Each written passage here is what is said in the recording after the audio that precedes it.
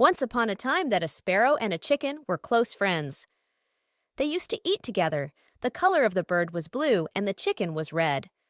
The name of hen was Harriet, and Sparrow's name was Sammy. The Harriet liked the song of the Sammy very much. The Harriet would ask him to sing a song and then bring him a grain of choice. Sammy would eat it happily.